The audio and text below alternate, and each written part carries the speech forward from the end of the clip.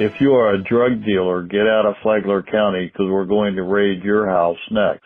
A Palm Coast drug house is shut down with 5 arrested. Flagler County Sheriff Rick Staley. The Sheriff's Special Investigations Unit SWAT team raided a residence on Wood Hollow Lane after they made the Sheriff's high-interest target list because of complaints from the community regarding suspected drug activity, disturbances, and suspicious people. After a 3-month investigation, SIU deputies had located enough evidence to obtain a search warrant. At the conclusion of the search warrant, 5 individuals were arrested with charges ranging from possession of fentanyl, possession of methamphetamine, possession of drug paraphernalia, possession of marijuana, obstruction without violence, and the list goes on. I want to thank our community members who saw something and said something that helped us put this smorgasbord of a drug house on our radar and helping to shut it down. Great job by our team and the community working in partnership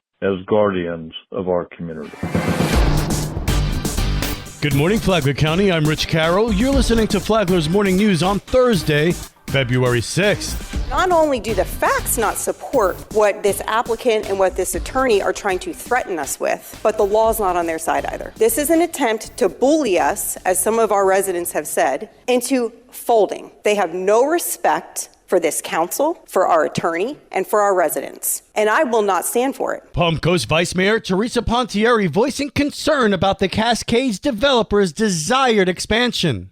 Although the developer wasn't in attendance, council voted unanimously to keep the project's density limited to just over 400 units. The developer wants to double that figure. It opens up the door for further applicants to not only try to do what they did before, which was file for a frivolous motion for rehearing that also wasn't supported by the facts or the law, but also to then threaten us with Burt Harris so they can get more density. As a newcomer to the city council, Ty Miller leans in the direction of agreement with the city. I thank you, Vice Mayor, for your comments, because I'm open to persuasion in these cases, and I think you did a very good job of that. My biggest concern is risk and trying to reduce that. You know, a price tag of multi-millions dollars is a lot for us to bear. We don't have the money for the things that we need right now.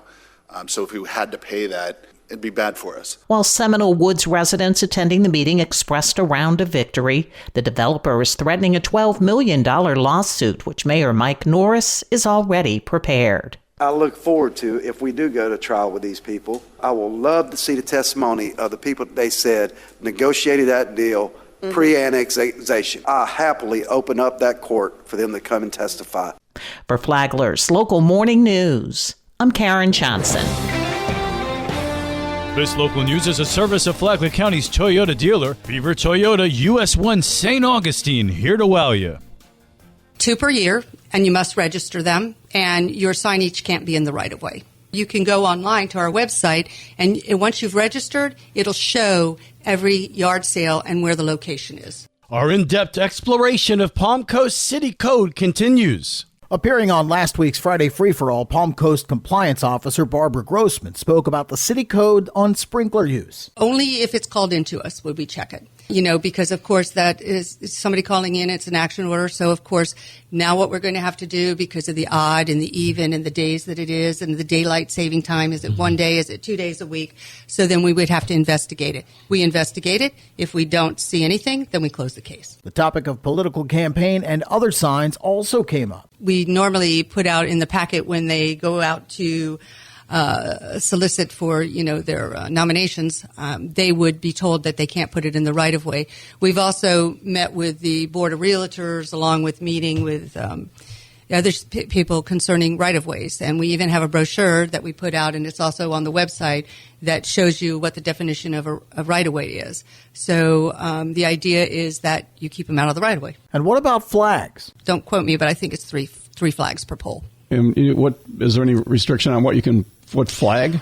As per the Supreme Court, I don't look at the content of flags of signage. I look at the location of signage and quantity. On Friday, Grossman will expand on Palm Coast's ordinance regarding recreational vehicles. I'm Daryl Moody reporting.